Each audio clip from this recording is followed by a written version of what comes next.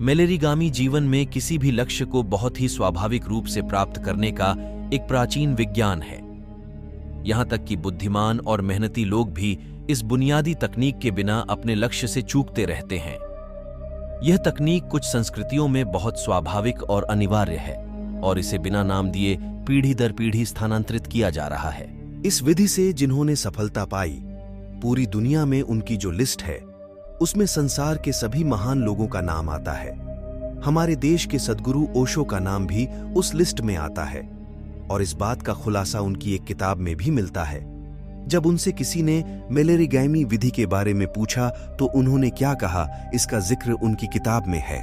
ओशो से किसी ने पूछा, भगवान, जैसे कि आपने कल कहा कि मेलेरिगामी से हम धन से लेकर कोई भी सांसारिक वस्तु पा सकते हैं, किंतु आप उसका उपयोग करने से परहेज कर रहे हैं, क्यों? और मेलेरिगामी क्या है और उसे कैसे पाया जाए?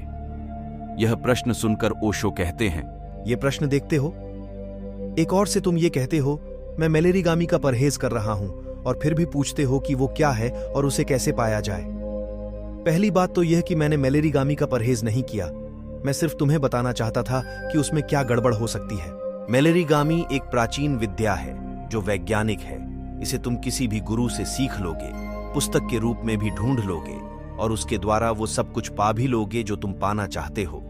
किंतु अगर तुम उस वस्तु के या व्यक्ति के पात्र नहीं हो जो तुमने पाई है, अगर तुम्हारा स्वभाव भोगी है, तुम नकारात्मक हो, तो बहुत दुख उठाना पड़ेगा, क्योंकि जो पाया वो टिकेगा नहीं और जो मिला ही नहीं उसका इतना दुख नहीं होता जितना उसके होने के बाद न होने में होता है।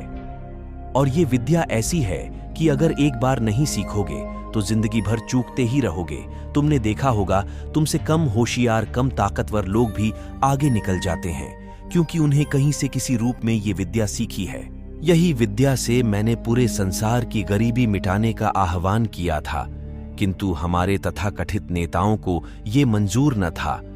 तो ये विद्या तो ऐसी है कि तुम धन का ढेर लगा लोगे, पर अगर भोगना न आया तो सब कुछ खराब कर दोगे। तो देखा दोस्तों, ये विधि के बारे में ओशो भी जिक्र करते हैं और हमारे देश के सभी महान लोगों को इस विधि के बारे में पता है।